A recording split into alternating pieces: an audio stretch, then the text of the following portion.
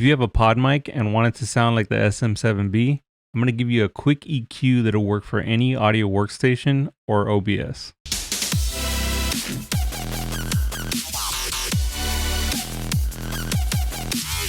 Hey guys, what's going on, and welcome back to another video. So today's going to be a quick two-part video. The first is trying to EQ the Podmic to match the SM7B's vocal sound. And the second is going to be actually giving you a free EQ that you can use within OBS because OBS doesn't have one available for you. So let's get right into it. All right, so the first thing I'm going to do is just record a bass line, and then I'm going to jump into Ableton and start EQing the Podmic. Did you know that I create copyright-free music for you to use on your live streams? All you have to do is search Beatwalker in Spotify and play this sound. I'll also drop a link down below so you can check out all of our playlists. Alright, so that's pretty much going to be the bass line. Now let's jump into Ableton. Alright, so the first thing we're going to do is just raise the volumes here because they're pretty low coming in from the SM7B and Podmic. So I'll boost those up a little bit, probably about 10 dB, and same with the Podmic. First and foremost, they both had the exact same levels and they had zero processing to them. So these are just the raw vocals that are coming straight from the Podmic and the SM7B. Did you know that I create copyright-free music for you to use on your live streams? Did you know that I create copyright-free music? First thing you'll notice is the Podmic has a crazy high frequency output compared to the SM7B. So off the bat, you know you're gonna have to roll off a lot of the highs on it. Did you know that I create copyright-free music for you to use on your live streams?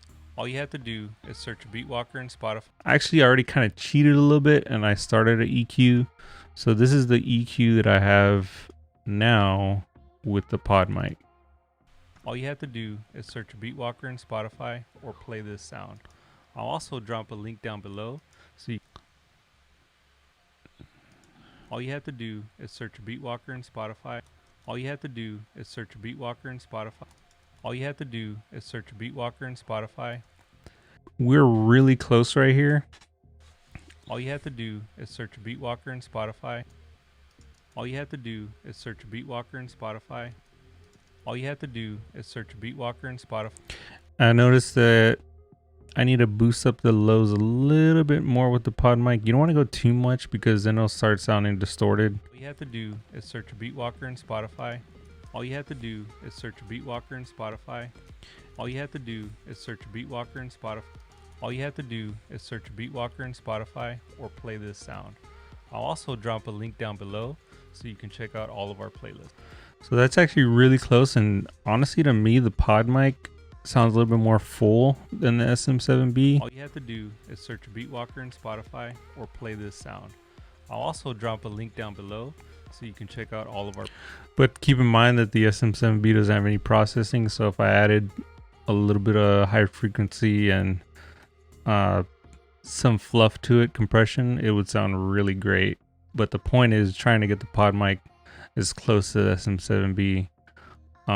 So then you can go through and add some compression and it'll sound really full. I'm not going to do that now. I just wanted to give you the EQ aspect of it. So if we look down below, here's the EQ that we're going to use. And I always suggest to roll off a lot of the higher frequency and lower frequencies for almost all of your audio vocals, because this is kind of stuff you don't hear and it'll make it sound muddy if you don't remove it. So I always suggest to remove it. I mean, you don't have to, but I just recommend it because it's not stuff that you want to have. So as you can see on this lower end, probably around the 2.4 kilohertz range and out, we boosted down about close to 6 dB here, and then the middle frequency at about 1 kHz, we brought it down to about 1 to 2 dBs, and then here at around 60 hertz, we boosted it up to about 3 dBs, and then of course just rolled off the bass. So you can kind of just match this, and then this will adjust the Podmic to get that deeper sound that you want. Now remember, your vocals are going to be a little bit different, so just keep that in mind as well. And you can adjust it from here. So if you don't like that lower frequency sound, but this is just for the SM7B, you can bring this up a little bit The Podmic just does have a good sound on its own, but I feel it is a little bit too high, so I suggest bringing that down some, but again, it's up to you. And yeah, that's pretty much it. Take this EQ, match it up as best as you can, adjust it a little bit to your voice, and you should be good to go. This is ideal if you have an audio workstation and you're editing your vocals that way. Now I'm going to show you how to do it live in OBS. So now we're back in OBS, and I'm just going to go to my filters because I already have it in here, and it is a VST plugin, and it's called TDR Nova. So you want to open that, and this is what it's going to look like. So what I did here is I pretty much matched pretty close to with the EQ I had before, and you could do the same thing. Now keep in mind, to get these roll-offs that you want to have, you can use a high pass filter and low pass filter here. Just click those on and off, and they'll actually give you that roll-off. It's a little bit different to work with, but it pretty much does the exact same thing. You'll actually be just hearing this live while you're broadcasting. So yeah, so it's a great plugin. It's a great additional plugin to have on top of the compressor and limiter and stuff like that within OBS. If you want to see another video on compression, limiting, or anything like that within OBS, let me know and I can do one for you.